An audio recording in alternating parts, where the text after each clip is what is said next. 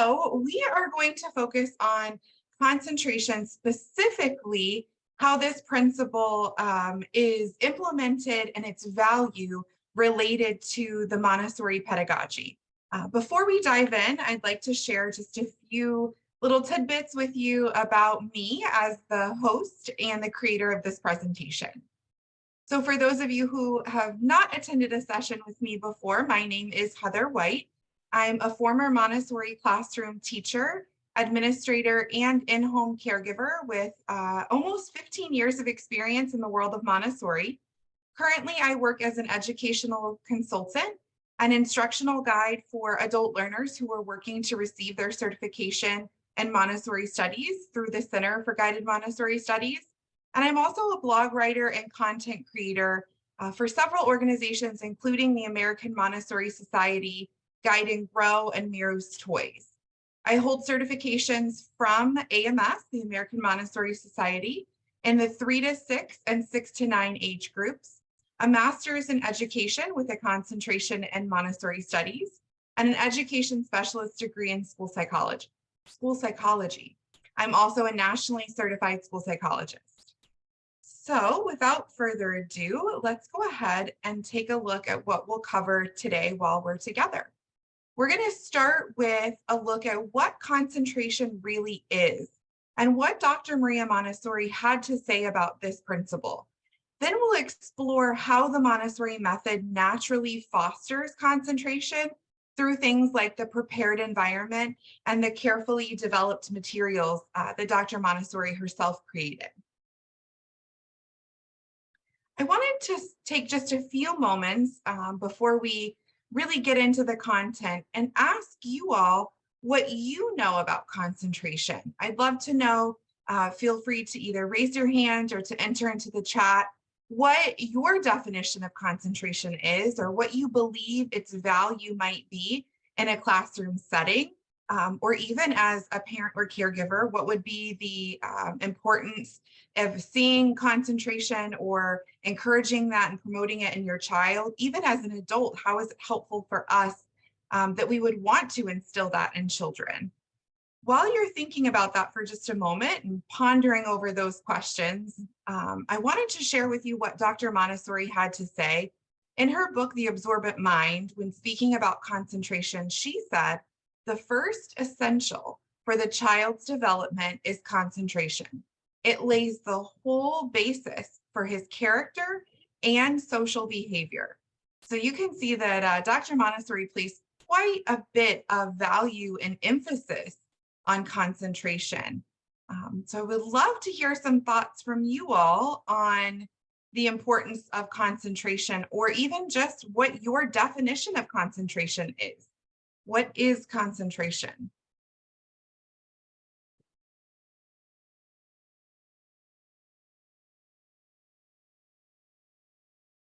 Everybody, you are free to write in the chat. There we go. Dominique says concentration is the focus on one area. Yes, so honing in on one specific either task or element, like let's say if you're reading a story, maybe focusing just on the reading and kind of tuning out everything else that's surrounding you.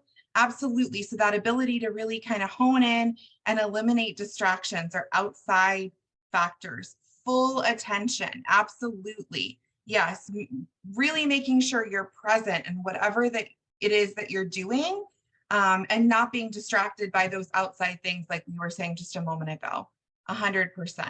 And you can imagine, right? That's challenging for us as adults.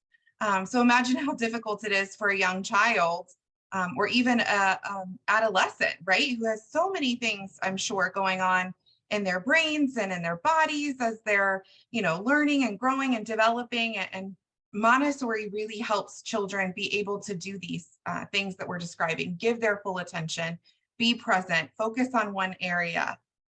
Jennifer says, deeply thinking about one item for a while without disruption from the environment. Yeah, I love that you said without disruption from the environment, right? Because it is not just what's happening within our own minds or our own bodies, but it's also all these things that are happening around us outside of our control and how we can help ourselves to eliminate some of those distractions as well. Abdul says total concentration is total focus. Dr. Ribdi says concentration is focusing on what he or she is doing and taking your time. Yes, I think that's part of being present, right? And we talked a little bit about in previous sessions, if you were joining me, about that slowing down as a Montessori guide, teacher, caregiver, the importance of really being present, slowing down and being intentional. And I think that ties into what Antwi said, right? Concentration is focusing your mind. That's that slowing down, being present. I see concentration as physical and emotional attention. Absolutely. It's not only paying attention with our bodies, but also our minds. And I think we are all probably aware that when we're distracted or we're feeling these really heightened emotions, it's difficult for us to focus on what we're doing, to attend, to give our full attention, to concentrate. So it really is, there is an emotional piece there as well. And then I see Abdul says concentration is deep and total focus with a view to absorbing or gaining knowledge. I love that you use the word absorbing. Dr. Montessori talked about young children and that first plane of development from 0 to 6, having an absorbent mind, soaking in everything from their environment and gaining this new knowledge. And we definitely need to be able to concentrate in order to do that. I see a couple more, focusing our mind in something at a moment. Yep, being present, right? With concentration, not only are children more successful in their tasks and skill development, they also become more aware of and empathetic to those around them. Montessori told us the first essential for the child's development is concentration. It lays the whole basis for his character and social behavior. Absolutely. Yeah, I love that quote. It's featured here. The ability to shut down all that's happening in the environment and focus on a specific subject. Total focus mentally, emotionally, and physically on the situation at hand.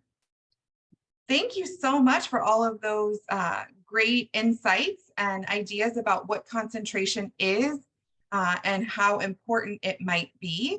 Concentration is the amount of a substance. Yeah, if we look outside of you know, the way our minds are working and what concentration means in that regard, it does refer to the amount of a substance. And we can kind of link that then to what we're talking about for concentration and being present and fully attending, because it's the amount of that attention that we're able to give, the amount that we're able to be fully absorbed in the activity that we're doing. So let's take a look at what Dr. Maria Montessori specifically said. And how she came to find concentration. So she discovered the phenomenon of concentration when observing a young 3-year-old child who was working with a cylinder block. Here in this picture is something that Dr. Maria Montessori created, a material she created called the knobless cylinders. There's also a knobbed cylinder version where it's in one block. The cylinders look similar to these. They vary in height and width, and but they have a little knob on the top. It makes it a little easier for the child to manipulate when they're developing their fine motor skills. So while Dr. Maria Montessori was observing this child, she was really captured by the intensity with which the child was working, such that when she called the child's name, the child didn't even seem to hear her. So she called her name again, and still the child didn't respond. Then she went over and picked the child up in her chair. But instead of responding, the child then started taking as many of the cylinders as she could and putting them in her lap so that she could still continue doing her work even when she was being moved to a different location. Dr. Montessori still failed to disturb the child's concentration at this time. So then she called all the other children in the classroom to gather around this particular child and to start singing and dancing and parading around her.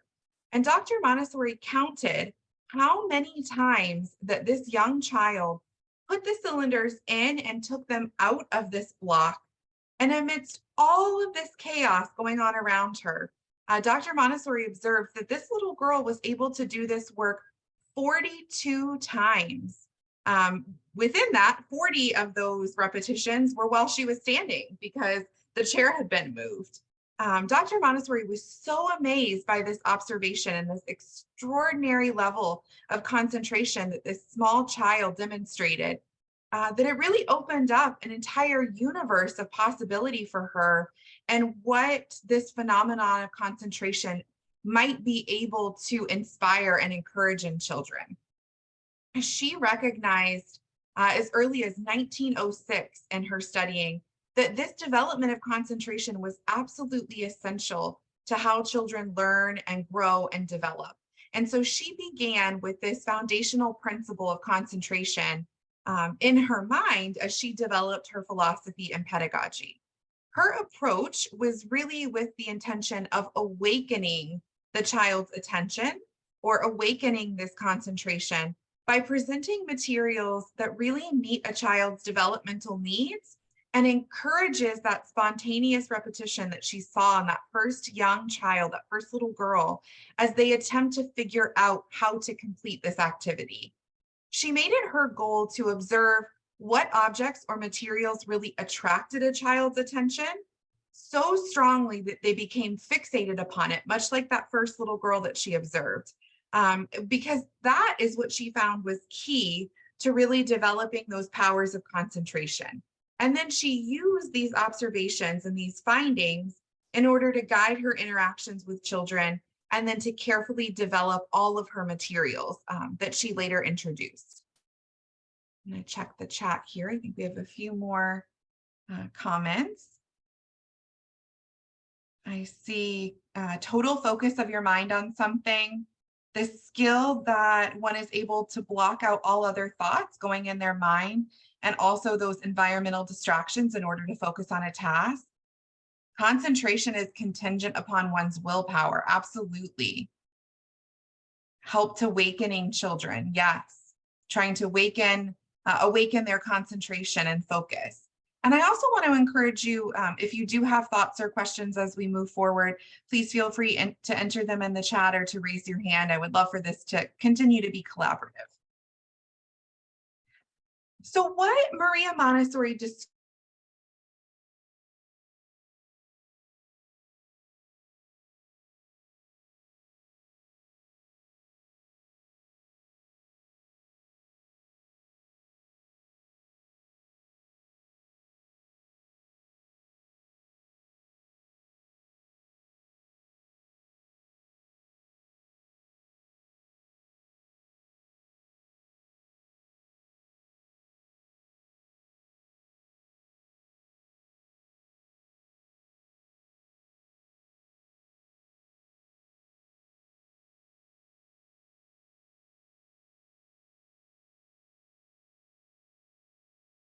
It looks as though our presenter got disconnected. So we will wait for her to come back online. In the meantime, Dr. Lambert, that was very bizarre. It appeared to kick me out and then let me come right back in. So I will share my screen again. I apologize. So I just put a quick note while you were gone for everybody to know that they can get course credits, and by clicking on the link for resume, they can get more course credits. And there's an assignment template that I just put into chat. Okay, Heather White, please go ahead. Thank you. Technology can be wonderful, but it can also be a challenge when it does not cooperate. So I'm not sure which piece kind of maybe got cut off. So I'm just going to start back and say that what I was mentioning was what Dr. Montessori described as concentration. More recent present day psychologists have started describing as flow or attention or focus. It's this deep engaged state where there's even a biological and physical response where our heart rate slows down, our brain becomes active in very measurable ways. There's different tests that can be done to show different areas of the brain that are active at different times. And it's really when we are synthesizing information. From an emotional perspective, we become calm. We experience this feeling of self-control, right? We were talking about its concentration is that ability to demonstrate one's willpower. And we also feel this sense of power. We feel this sense of pride and accomplishment. Montessori pedagogy supports this type of concentration, flow, attention with three different techniques: the prepared environment, the interesting materials that Dr. Montessori developed that really engage the child's senses, these hands-on, interactive materials that really have this sense of, create this sense of accomplishment for the child and really captivate their attention. There's built-in elements of control of error, so the child is able to do it independently and to repeat the process over and over again to this sense of mastery.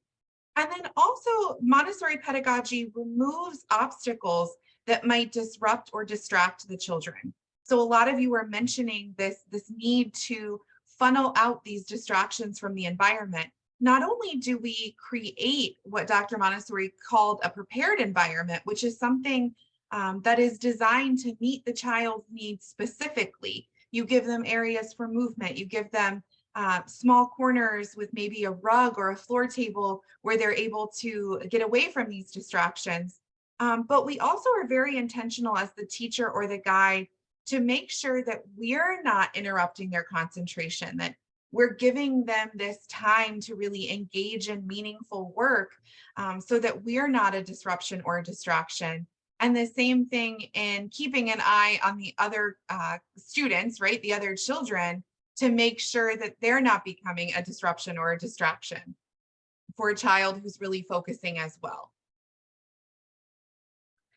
Dr. Montessori carefully designed specific activities that were intended to engage this children in this sustained and purposeful activity that builds concentration and develops this careful attention to detail.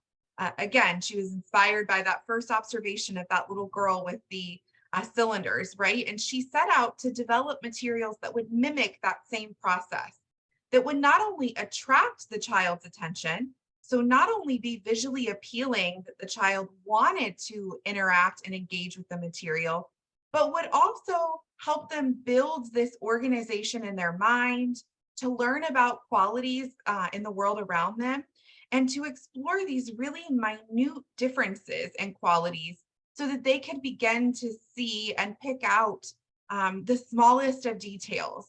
So for instance, in that material we saw on the previous page, the knobless cylinders, the child is looking at a difference in width.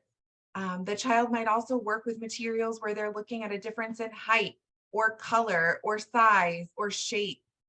There's an area of the Montessori classroom called practical life where the children do things like pouring and scooping and transferring. And they begin to pick up on these tiny details like the way things sound or how water flows out of a pitcher. So it really just allows them to tune in to these really small things that we might overlook as adults.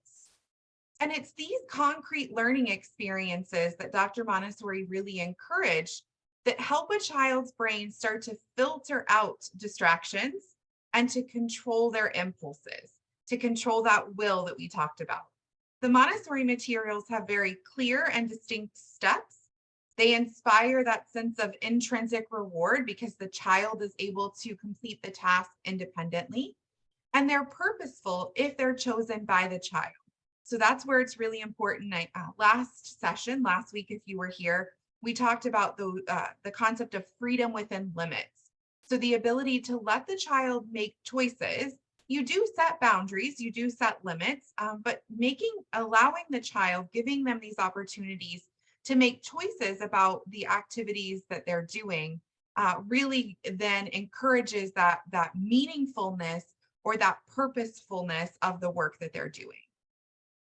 And in an effort to allow children to really unveil what she saw as their inner treasures, Dr. Montessori then carefully designed so many materials that were, like we said, intended to awaken this attention and to promote this purposeful engagement that she saw in that very first young child.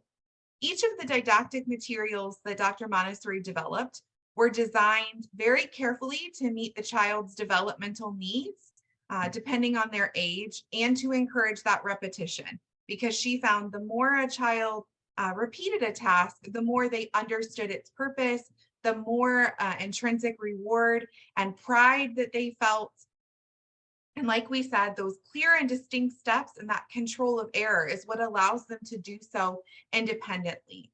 It allows them to encourage and to utilize their creativity and their problem solving to figure out how to solve each material.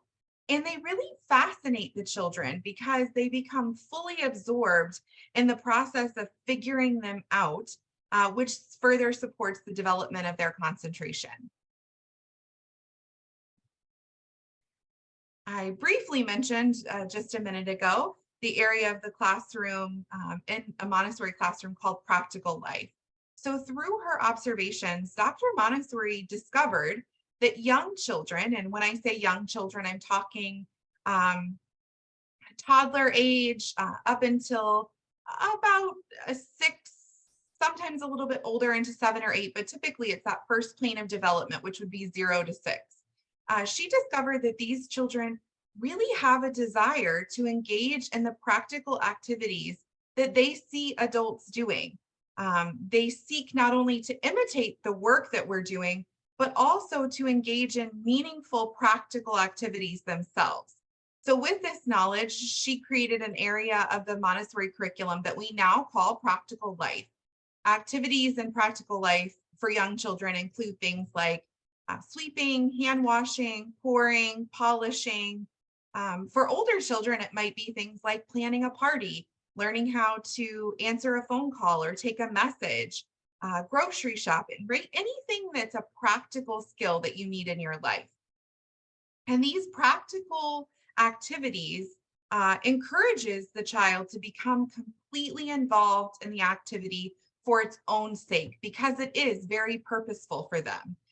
Where we might sweep or wash a table just to get it done, the child is completely engrossed in the activity because it is so purposeful and meaningful to them.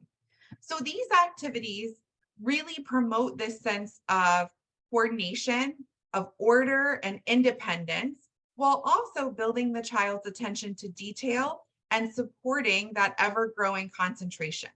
As Dr. Montessori herself said, a 3-year-old educated according to Montessori pedagogy becomes master of his hand and undertakes with joy a variety of human activities. These activities allow him to develop the power of concentration. And you can see with the pictures that I've included here, just a couple examples of how completely encapsulated and absorbed in the task. You can see the deep concentration for both of these children, almost like the joy and intensity on the young boy's face in activities like table washing or sweeping. Let's see, I see a couple messages here. Is it possible that a child can achieve something, but he or she cannot apply it? Absolutely, it's possible. So understanding knowledge or gaining knowledge, understanding a concept, and then being able to apply it, right? That's generalization. In order to generalize a concept, taking it that next step further can be a little tricky. So it's really important to give children activities or opportunities that they can continue practicing or putting the knowledge that they've gained into practice. Last week, we talked about multi-age classrooms and how that's such a hallmark practice in Montessori. And the Montessori multi-age classroom really does provide a great opportunity for children to put their knowledge into practice, because older children are then able to teach the lessons and to guide and support younger children in their learning. So it gives them that opportunity to practice applying their knowledge.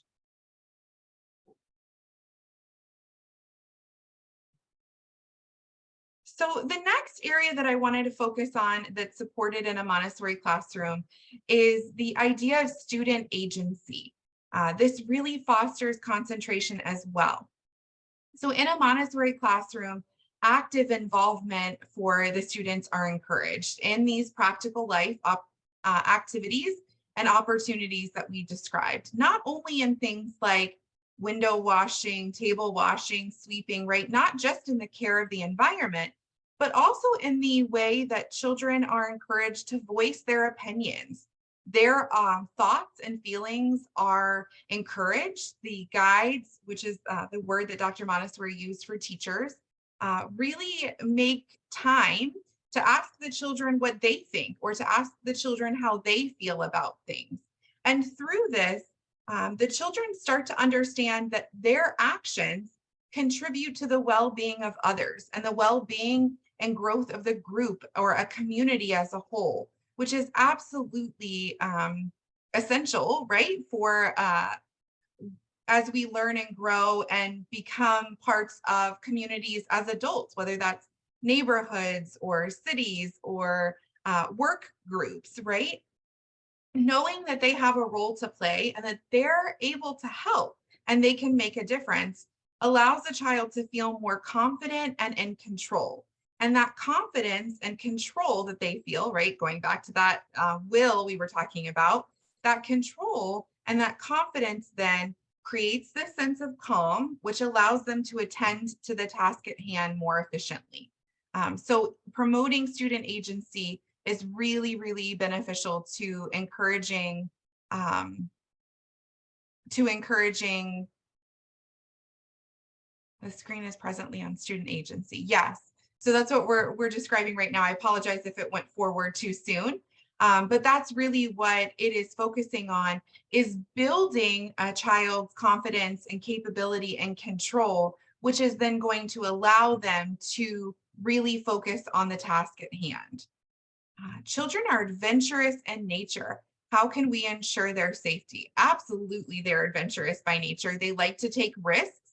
And interestingly, there's a lot of research that's coming out right now that show that risk taking in children is really, really important for their development, not only from a gross motor perspective, but also in building their sense of confidence in themselves and building their sense of internal knowledge of what they're capable of doing and when they need to set boundaries. So if you look up there's some really great research if you look up and maybe search on Google like encouraging safe risk-taking behavior.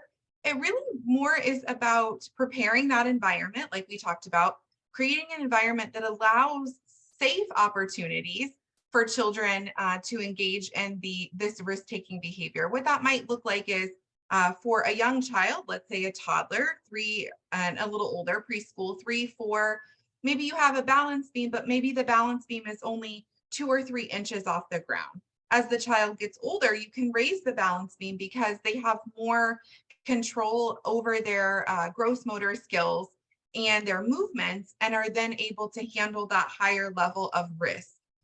It might be things like using statements such as, wow, I see that you're walking up the stairs.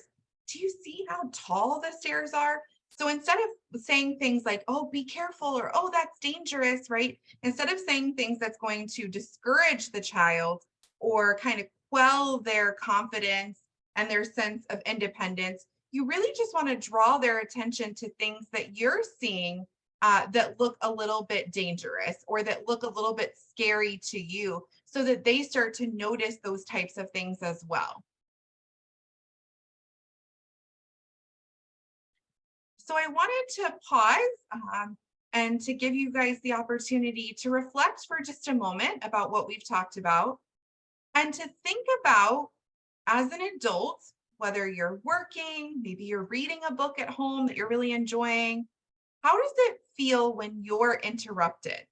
Um, think about when you're watching your favorite television show, or like I said, you're really, really engrossed in your favorite book. Maybe you're at work and you're super engaged in a task that you're really trying to finish and do well. It requires your complete focus. What does it feel like when someone breaks your concentration? And again, feel free to pop that in the chat or to raise your hand. Yeah. Annoying, yes.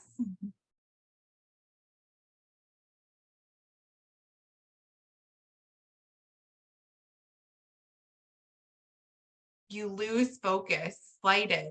Yeah, Abdul, that's what I was just thinking, losing focus, right? And I see here frustrated. If I'm interrupted, it takes time before I adjust my focus. Yeah, it's almost like it's really hard once your concentration is broken to find it again, to get back into this flow, right? Psychologists today describe it as flow, to get back into that flow. You feel disrespected. Yes. It disorganizes you. You might feel furious or be irritated by the person that's interrupted. I really like that description of feeling disrespected, because I think that's exactly how children feel when we disrupt them or interrupt them, and we might not even realize it because we have in our mind what needs to be done, where we need to go, what time we need to leave, and we're not thinking about that we are interrupting them and how we feel when that happens to us. We're going to talk about that a little more in just a minute. You lose track, you feel unhappy. It depends on what you're focusing on. Yeah, absolutely. Your emotions might not be altered depending on what it is, maybe depending on how concentrated you are, right? Like depending on how focused you are might kind of relate to or impact how you feel. I did want to go back up before we move forward. I did see a comment. Some children have more energy to spend, and it's sometimes difficult for them to focus on one thing. Absolutely. So it really depends on those situations. If we're talking about a neurotypical child who just has more energy, or are we talking about a neurodivergent child who really does have some sort of chemical imbalance or challenge in their brain with attending to a task, right? Maybe this is a child that has attention deficit hyperactivity disorder, ADHD, and that part of their brain, the frontal lobe, it makes it really challenging for them to focus or to attend to a specific task. If it's just a child that has a lot of energy, you want to find opportunities where children can engage in physical activity and have breaks. That's why in the Montessori classroom, there's freedom of movement. So if I know, just like as adults, if we're sitting for an hour and then we notice we're having a hard time concentrating, we might get up and walk around for a moment. Maybe we, during our lunch break, we go for a walk around, wherever we're working, around the parking lot, even just to get some fresh air and to move our bodies. The children need the same thing. But if it's a neurodivergent student who, even if you give them those opportunities for movement, still might have trouble attending to the task, then you want to find ways that you can support them in that. And some strategies might be, putting them in an area of the classroom or helping them find an area of the classroom where distractions are more limited. Like I was saying, maybe a smaller area that has shelves around it so that the visual distractions are eliminated. Sometimes in the classroom, we used trifold boards that the child could put on their desk or around their rug, which would actually block out those visual distractions. Some of them use noise canceling headphones. Sometimes they need a timer and they can see for how long they should be working on a task, and that helps them stay engaged. You feel confused and lost, you lose focus and concentration, increasing stress and discomfort. I feel I should be returning again to do the work. Yes. I see a hand raised as well. We'll take that comment. I believe it's Reynolds. Feel free to unmute yourself.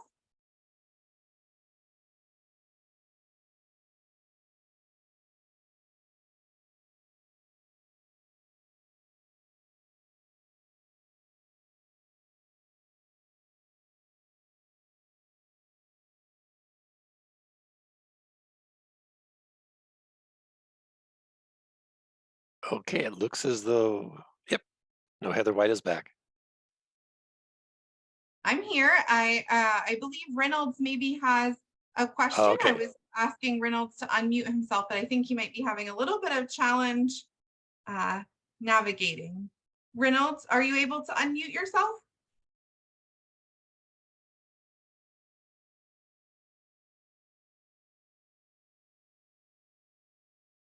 Do you see a little message on your screen to activate your microphone?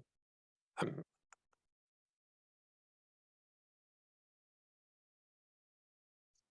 Sometimes the there you go. children do difficult.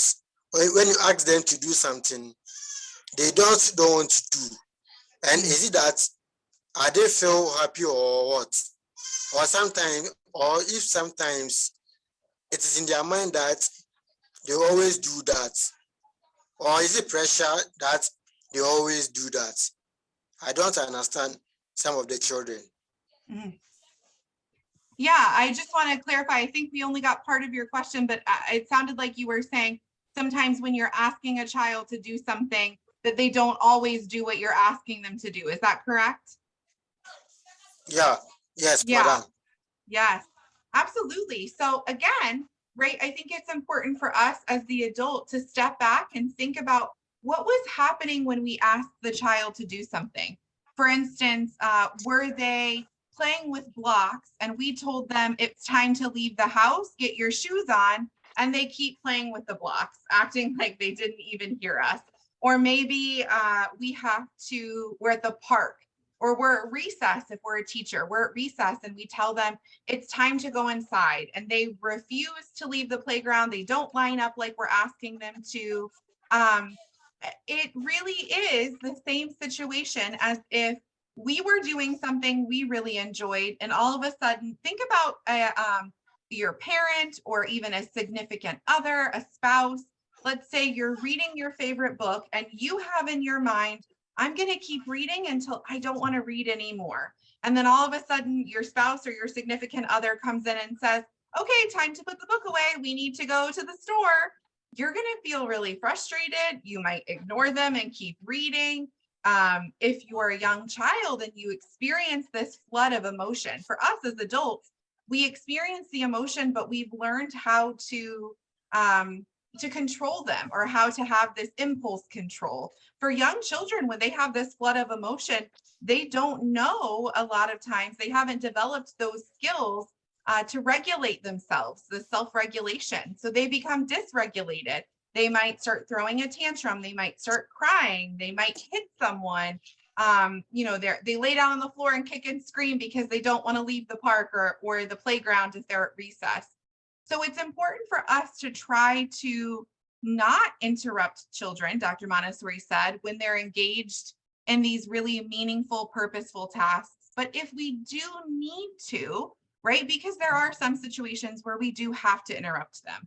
We have to leave the playground. We have to go to the doctor's office. It's time to clean up because we need to take a bath and go to bed.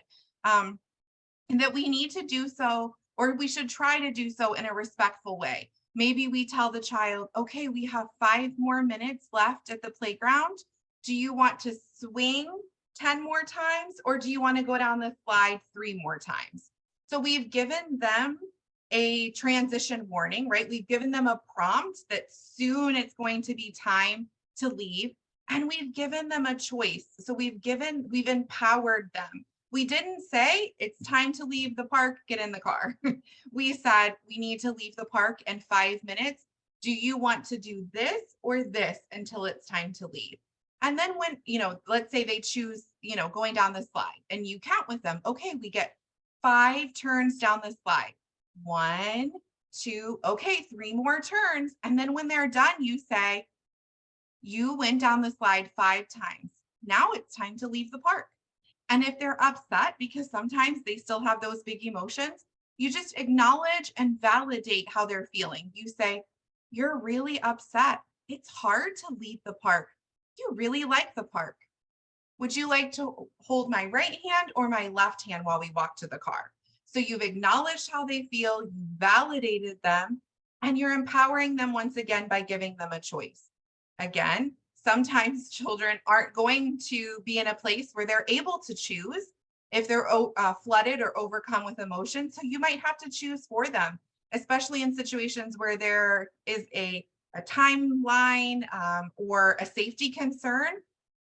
Let's say you're crossing the street to get to the car at the park and they're having a tantrum. You've given them a choice. Do you want to hold my right hand or my left hand? They're not choosing. And then you can say to them, I'm going to pick you up now because it's my job to keep you safe. We're walking to the car because it's time to leave the park. So you gave them the opportunity to choose. You're explaining, you're still being respectful by explaining what you're doing. I see in the chat, Adrian, I'll come to you in just 1 second. I see in the chat, sometimes does not allow that stepping back and reflecting, yeah, until a later time.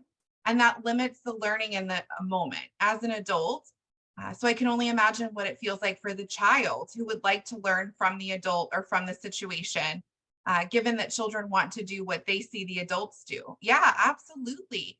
If it's challenging for us, it's even more challenging for a child, most definitely. Adrian, go ahead and unmute yourself.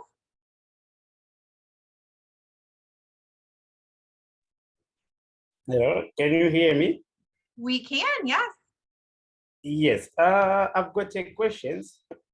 I've seen some children are a bit stubborn. So is that stubbornness, do they learn when they are growing up, or is it just the effect which they are just born with? Good question. So I think just like someone just said in the chat here, the own nature of the child can influence their reaction. I do think a child's personality or their nature can sometimes influence how willful they are, right? That you were describing as stubbornness. Someone earlier said willpower, and Dr. Montessori did talk about a child's will, right? I think that it absolutely can differ from one child to another. Sometimes you have children who are very agreeable. Sometimes you have children who are not so agreeable. They're very independent. They want to do things their own way. And so as the adult, what we need to do is to acknowledge, like I said, acknowledge and validate how a child is feeling and what their needs and wants are, and to try to empower them, to give them those choices when there's the opportunity to do so. So even something as simple as putting their shoes on, right? It's not a choice. We have to put our shoes on, but you can let them choose. Do they want to put their left shoe or right shoe on first? Do they want to do it by themselves, or do they want some help? Do they want to wear their blue shoes or their green shoes? Do they want to put their shoes on in their bedroom or by the front door, right? Anytime you can give a child a choice, they feel like they have a little bit more autonomy, they have a little bit more control, and you're likely to see that will or that stubbornness that you're describing decrease a little bit, because a lot of times what happens is we enter into a power struggle with children. They want to be in control and we want to be in control, and we come to an impasse. And that's often where we see these big feelings, the tantrums, and when we feel this sense of frustration, like, why is my child, or why is my student not listening? So it really is about respecting them, is what it comes back to. That's the core of the Montessori philosophy and pedagogy, is respecting the child. So you're acknowledging how they feel, just like you'd want someone to acknowledge how you feel, right? Thinking about this question here, how you feel when you're interrupted.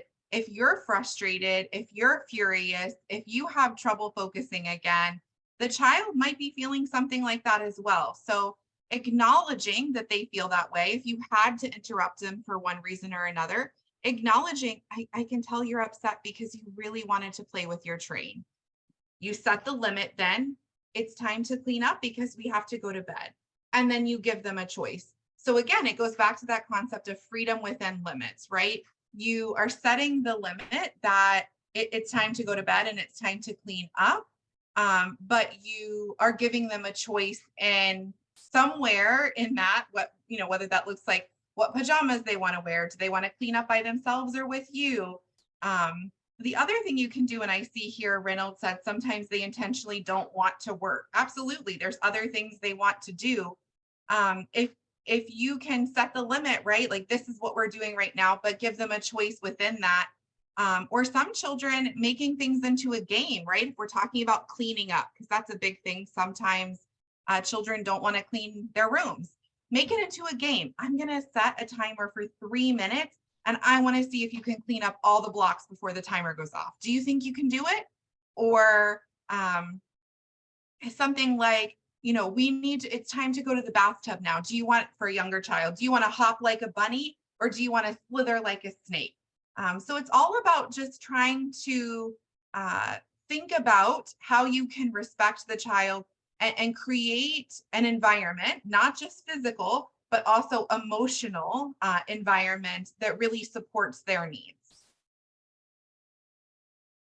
So I asked that question about how you felt when you were interrupted, because one of the foundational elements of the Montessori method in education is this concept called the uninterrupted work cycle. This uninterrupted work cycle is a consistent period of time each day within which the child is rarely interrupted. It's typically about 2.5 to 3 hours in length. Dr. Montessori did not give a specific time length, but usually in the classroom, it's about 2.5 to 3 hours. And this really allows for children to explore and engage in activities without any disruption from the teachers or the adults in the classroom. And it really promotes that deep concentration.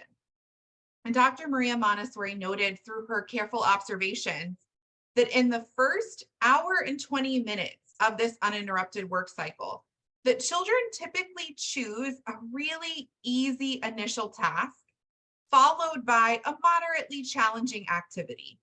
And then after this, there's this 10 minutes of what she called false fatigue, which is where children appear restless, the classroom noise increases, you might have more movement, children are walking around more. And she said that this was really important because this was the preparation for the culminating work, is how she described it, where children are going to choose a more challenging task and really engage in this deep concentration. And this is what we were looking for, hoping for. And when speaking about the importance of protecting this uninterrupted period, Dr. Montessori once said, the great principle which brings success to the teacher is this: as soon as concentration has begun, act as if the child does not exist. Naturally, one can see what he is doing with a quick glance, but without his being aware of it.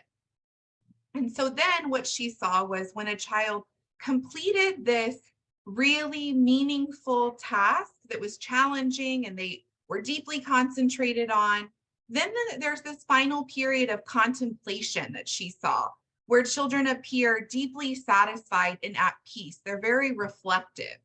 And it's in this way that creating this uninterrupted work cycle really becomes a way to protect and to facilitate concentration.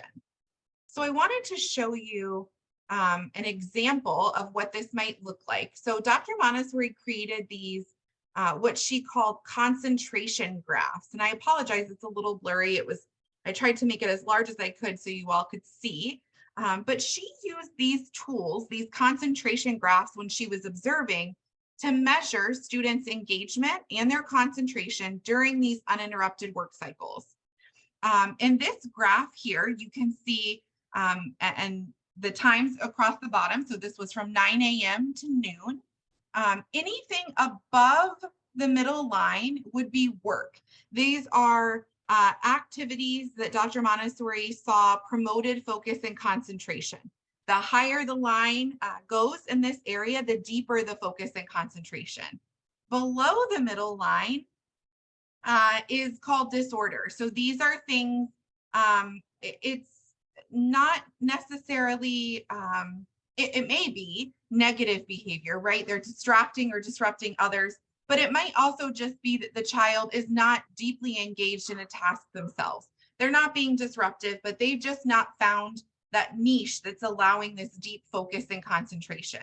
And right along the middle is called the line of repose. And this is where you're not seeing either of these things. You're not seeing great concentration or negative behavior. It's just very, the child just seems kind of, their spirit seems dulled, is kind of how she described it. So they really are just being in the environment, but don't seem to be drawn one way or another. So let's look at an example that she created. This is another concentration graph. And you can see here, this is from It starts at 9 a.m., but there's not necessarily an end time that she's described. But this is how she plotted the morning work cycle of a child. In this graph, you can see that the child is engaging in lots of different activities. They're quickly moving from one work to the next from 9 to 9:30 a.m. And then they sit engaged in a familiar activity that's really easy for them for about half an hour, at which point they experience that false fatigue that she talked about, where maybe they're wandering around, they appear agitated, they might be talking to their classmates.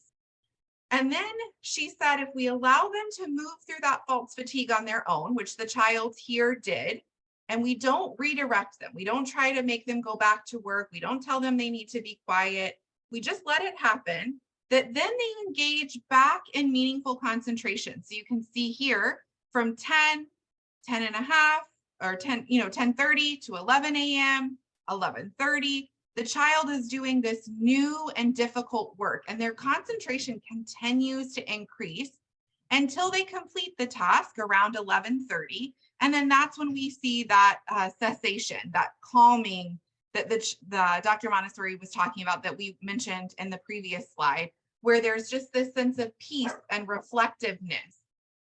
I see here in the chat a couple of questions. Let me just see if there's anything we need to cover before we move on.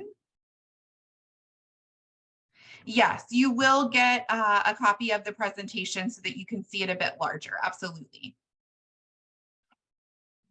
So here's one more example of a concentration graph from Maria Montessori. And you can see here that over the course of that 3-hour uninterrupted work cycle, that the child chose that easy task, the color tablets, and then they chose something moderately challenging, the number rods and numbers, followed by this period of deep concentration and a challenging activity, which was the movable alphabet. When they completed that, there was this period of calm contemplation, that reflection. You'll notice here that there isn't a period of false fatigue. You can see up at the top, hopefully, that it says false fatigue disappearing. And what Dr. Montessori found was that if we allow those periods of false fatigue to happen initially, that they would fade over time and that the child would no longer engage in them. They wouldn't be found in the uninterrupted work cycle, that they would be able to move from a less challenging task to a more challenging task without becoming distracting or disruptive. But we needed to allow them to work through that and create this workflow on their own. And I think what she found really mimics what we do as adults as well. We come in to a work day in the morning, right? We usually start with something easy. We're sipping our cup of coffee, maybe while we check emails. That's something that doesn't require too much of our focus and concentration.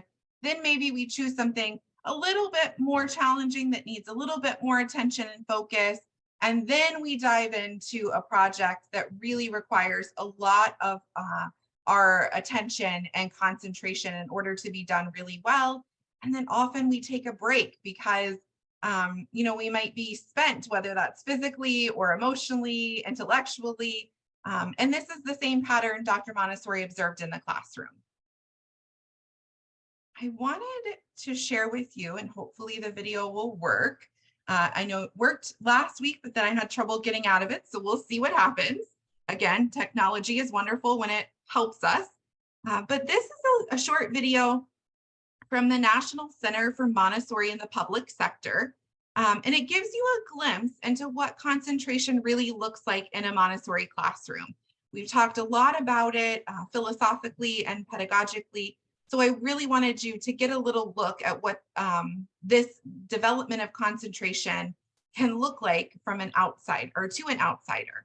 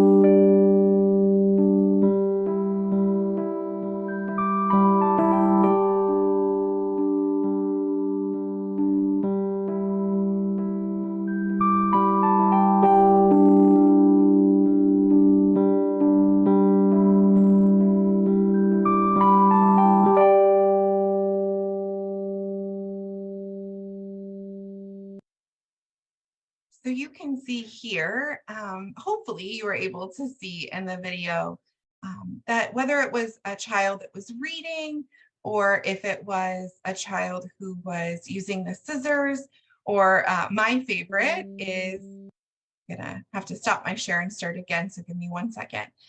Even if it was the child who was trying to close the lid on the glue that was in the little nail polish bottle, that they were just so deeply focused in what they were doing, and really just had this intense concentration that it didn't seem to matter what was going on around them. And you can tell by the look in their eyes, some of them, their tongue sticks out. And there's really just this powerful sense of intentionality, that presence in the moment that we were describing earlier. You can see all of that in that video, hopefully. And I think that's the beauty of the Montessori environment and the Montessori materials. So I wanted to close today's presentation with one last quote from Dr. Montessori that really reminds us of the value of concentration. She said, concentration is the key that opens up to the child the latent treasures within him. So I really think this just is absolutely a beautiful way to describe how fostering a child's concentration allows them to explore these treasures that lie within. Concentration might look really different from one child to another, or depending on their age, the nature of the activity, and their individual personality. But it's so important for us as educators, parents, and caregivers that we really stay true to our purpose and to our values, knowing that concentration is key, and doing all that we can to support that in our children and in our students. If you're interested in learning some more about concentration and how it fits into the Montessori philosophy and pedagogy, I would encourage you to read some of Dr. Montessori's own text. A great place to start is The Absorbent Mind. She describes the foundation of establishing concentration for young children in that first plane of development, 0 to 6. The Advanced Montessori Method, Volume 1, she goes into a little bit more detail about those concentration cycles and those graphs we looked at that reveal themselves in the classroom. And another great resource is Maria Montessori Speaks to Parents. It's a collection of articles where she spoke directly to parents and caregivers and covered a variety of concepts, including how concentration is developed and can be promoted. I would love to open the floor up now to any questions that you all have. I'm going to check the chat in just a second. But before I do, and while we're kind of sharing together, I'll leave my contact information here for you all. If you have any follow-up questions, my email is up there at the top, as well as my website and my social media information. I would love for you all to follow me or to check out my website, where I share different content related to Montessori and education and parenting. And thank you all again so much for being here. Let's see if we have any questions in the chat first. I'm glad everyone was enjoying it. I don't see any questions in the chat. Does anyone else have any questions?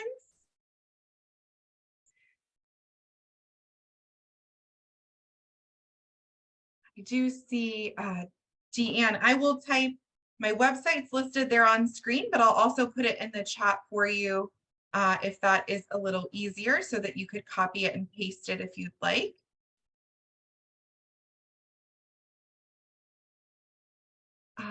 Let's see, it looks like we have a question. Go ahead and unmute yourself.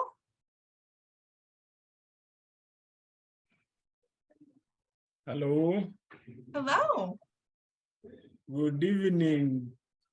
I'm in Kenya, and I am an engineer, an electrical engineer. This presentation has really helped me to really open up, because I've been, we have, with children, we assume that whatever they are doing, we don't really concentrate on what they are doing. And especially men, most of the time it is the mothers who take care of the children at that level. But sometimes they want our attention. And sometimes we have been overlooking what they have been doing.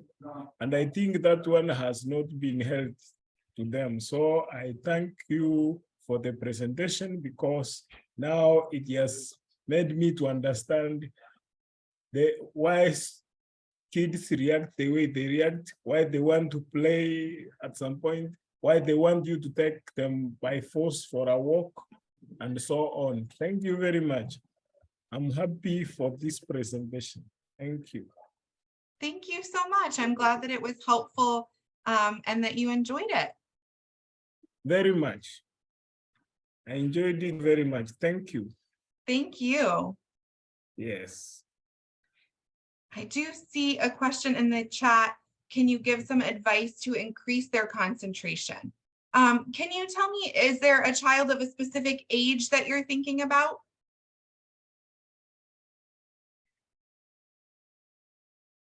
Six. Okay, so we're thinking right around first grade in the States. So for a child who you're trying to promote concentration, I would say to look at the environment, right? That's what Dr. Montessori said our first step should be as parents and caregivers and educators, is to prepare the environment. So try to set up a space that's visually appealing, to introduce materials that are visually inviting to them, whether that's colors or something that's in an open basket instead of in a covered box, so that they're drawn in and they want to explore it, putting things at the child's level, eliminating visual distractions. So instead of a bunch of colorful pictures and distracting things on the wall, maybe you just hang a couple of pieces of art at the child's eye level.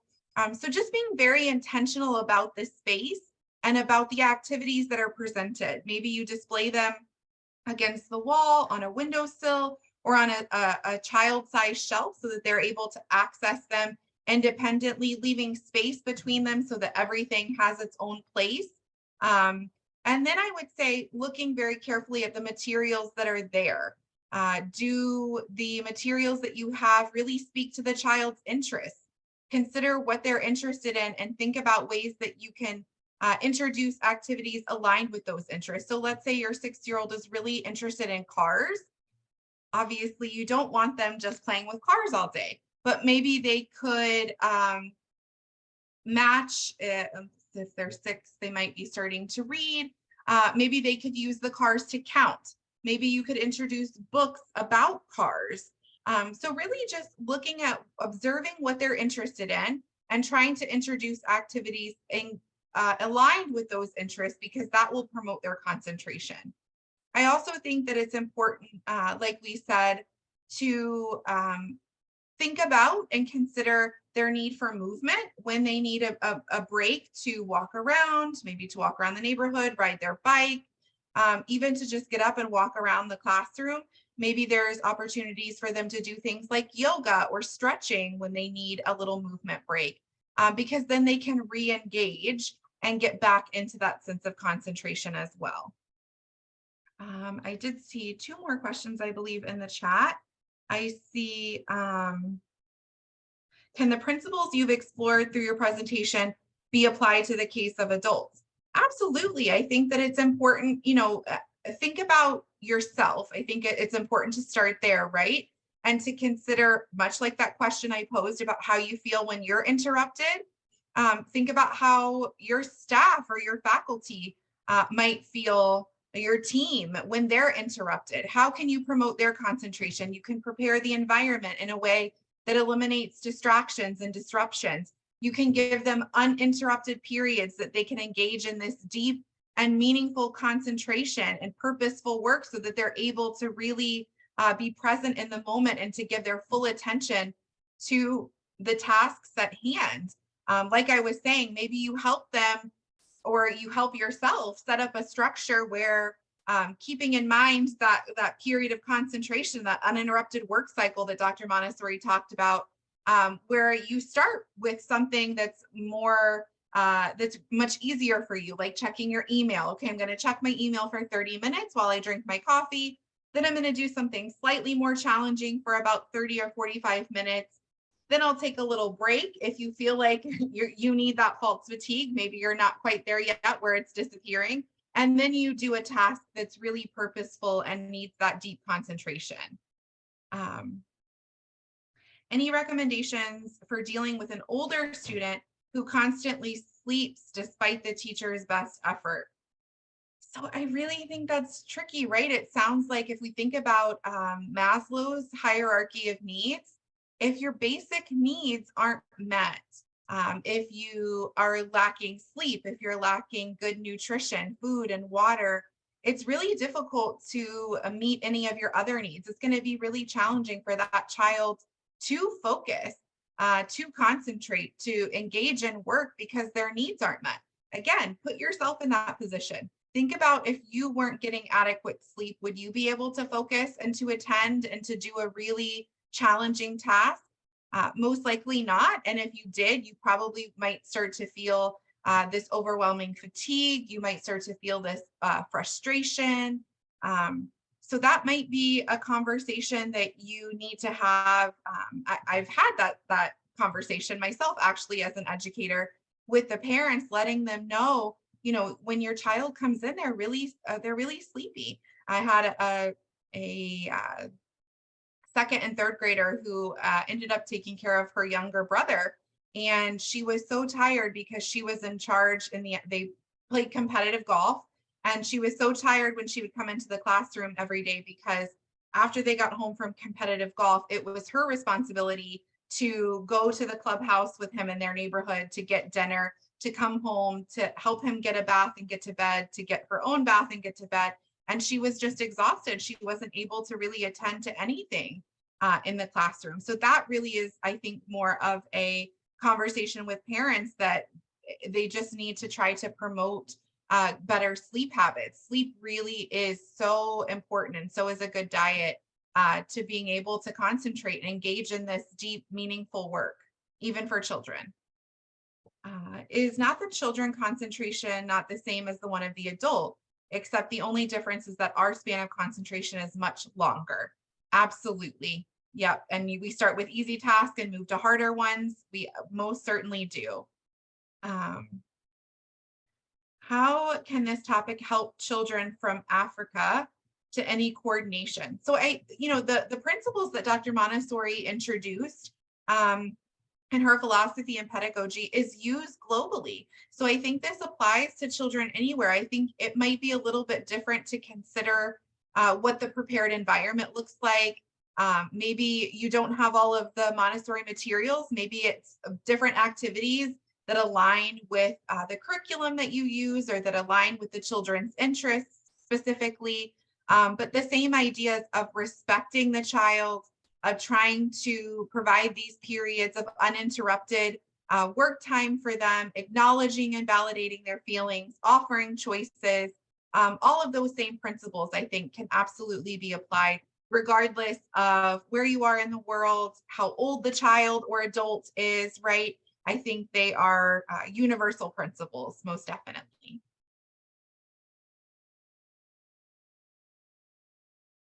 Dr. Lambert, I'm going to stop my share. I don't see any other questions, but I will stop my share just to see. Okay, thank you so much, Heather White. I don't see any other questions either, but a lot of thought going on there in the chat. So you are provoking a lot of thoughts in this area. That is one of the reasons that I love Montessori philosophy and pedagogy so much, is because it inspired that same reflection and deep thought for me that I hope, and it sounds like it is doing for all of you as well. I think Maria Montessori was, her ideas and the pedagogy and philosophy she developed is just absolutely fascinating and inspirational. And I'm so happy to be able to share it with all of you. Yeah, it seems like she really developed it upon observation. but a real keen sense of observing deeply. Yes, absolutely. She was a scientist and a physician by nature before she became an educator. So a lot of, if not all of her teachings really go back to that basis of the importance of observing and having information, very, very specific and concrete information that supports her practices, because that's what she did as a physician before she entered the field of education. So have you shared like any resources on the internet, like YouTube channels or books or web pages that the students can actually go to and learn more? Yeah, so I have, there's a little bit on my website, which I did share in the chat. Depending on the age of the child, I would definitely check out, I'll put it here in the chat for you as well. I would definitely check out guideandgrow.com. That specifically focuses on children, mostly 0 to 3, a little bit in the 4-year-old range as well. But it's an incredible resource. There are blog articles there. They have a YouTube channel as well. That is an incredible resource.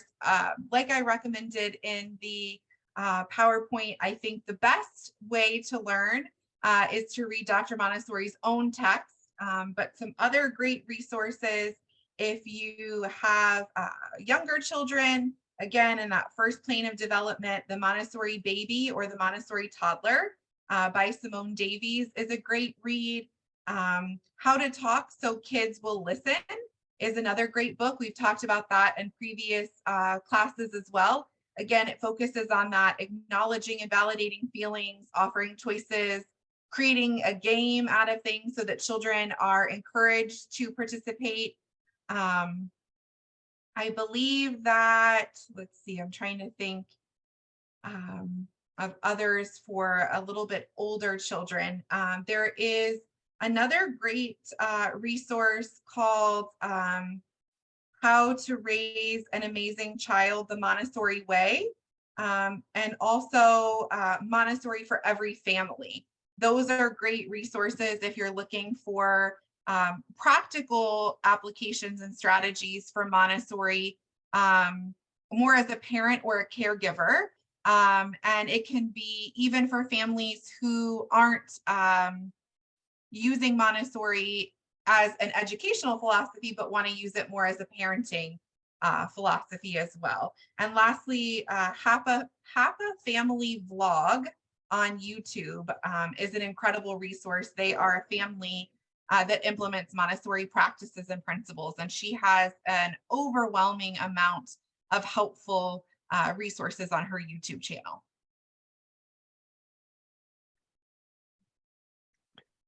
Do we have a question? Do you want to take another question?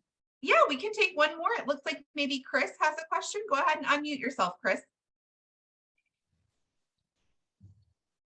Yeah, hello. Hello.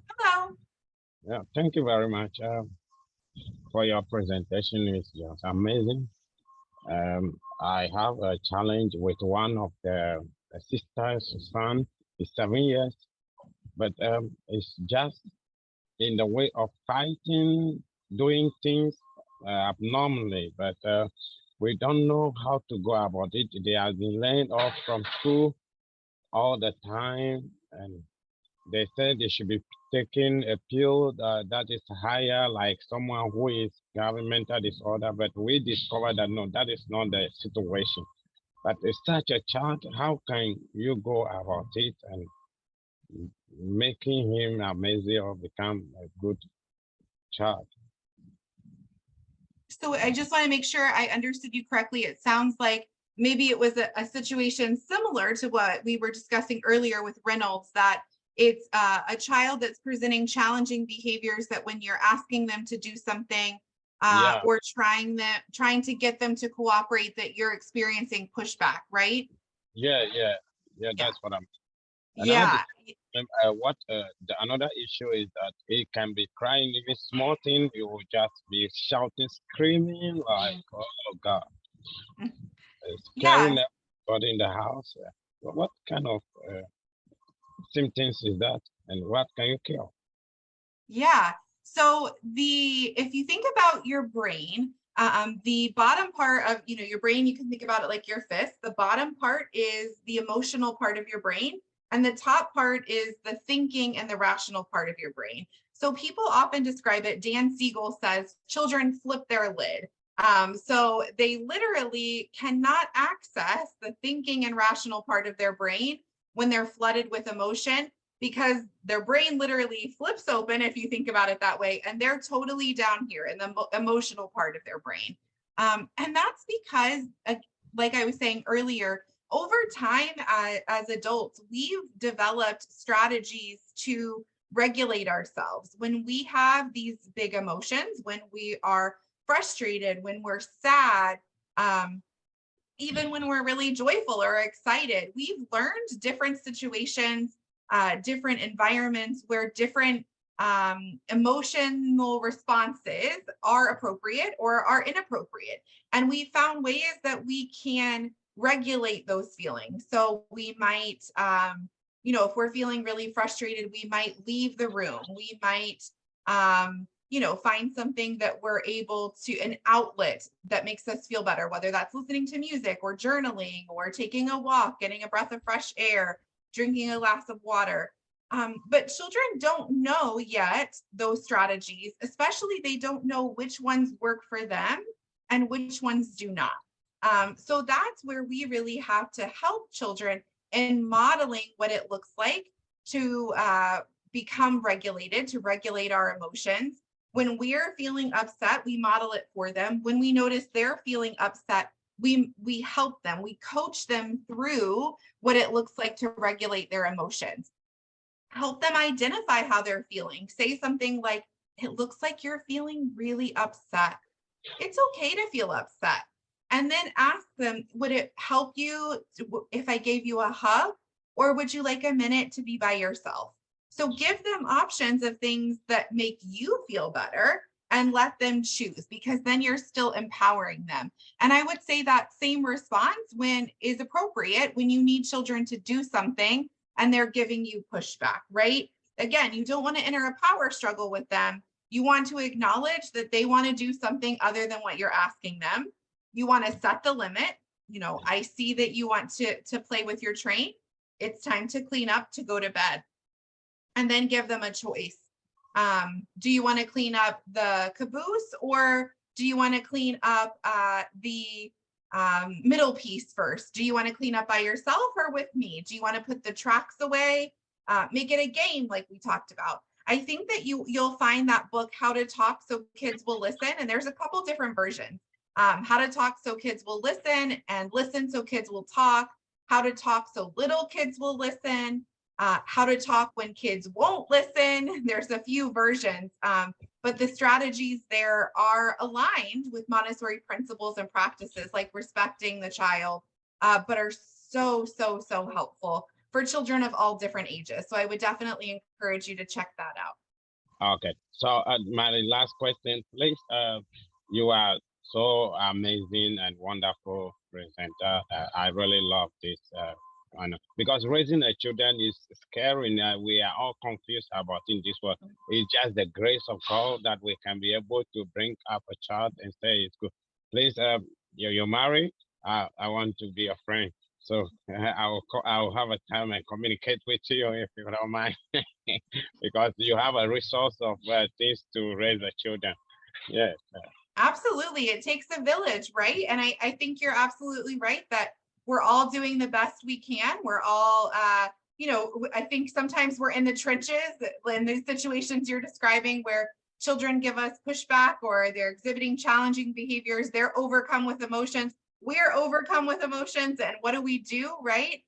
So I think the more resources we all have and the more we keep learning and growing as parents and caregivers and educators, the more help and support we can provide our children. So thank you so much, Chris, for being here. Yeah. It looks like maybe Dickens has a question. Go ahead, Dickens. Yeah, thank you so much for the presentation.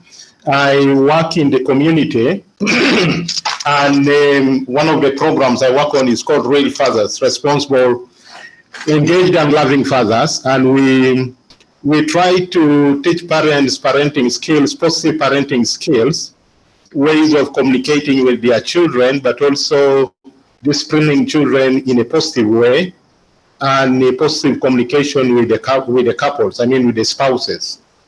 Now, my question at the moment is,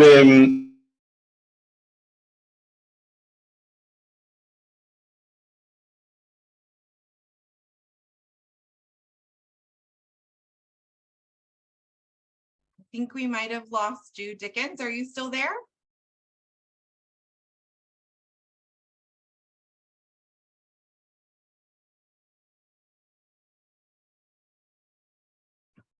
Maybe Dickens will be able to come back and ask his question in just a moment. Dominique, would you like to unmute yourself? Yes, please. Good morning. Thank you for the presentation. I placed my question in the chat, and so I would just read it, which was, where can you lead me to find a resource that can show me the brain, the different parts of the brain that you mentioned, all of the different aspects of it, that describes its functions? I've been looking for that for quite some time now, and I haven't found what I've been looking for. Please.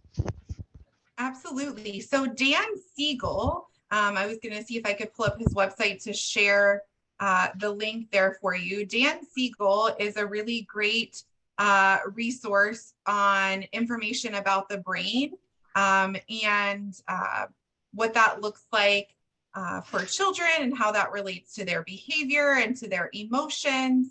The book that I would recommend most is called The Whole Brain Child, and I put that in the chat as well.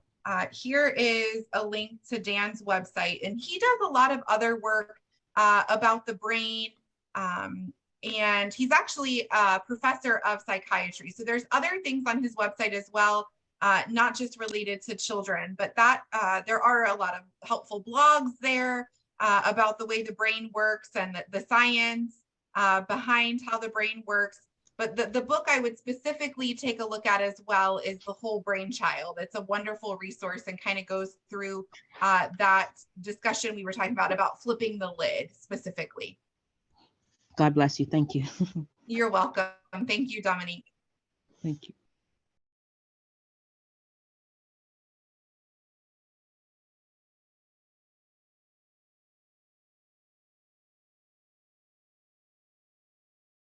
Okay, it looks like there might be another question.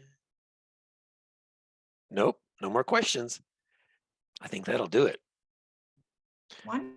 Well, thank you all for being here. It was a joy as always. If you are available, I do have another session coming up on independence that will be in 2 weeks. So not next Friday, but the following Friday, which I believe is June 30th.